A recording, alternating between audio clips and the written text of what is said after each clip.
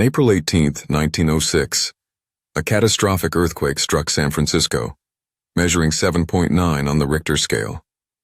This natural disaster resulted in massive destruction, leaving approximately 80% of the city in ruins. Fires ignited immediately after the quake, consuming entire neighborhoods and leading to further devastation. In just a few days, over 3,000 people lost their lives, and hundreds of thousands were left homeless. Yet, this tragedy spurred an incredible transformation. The rebuilding effort began almost immediately, with innovative architectural designs and stringent building codes implemented to enhance safety. The resilient spirit of the people transformed San Francisco into a modern metropolis, forever altering its identity and landscape.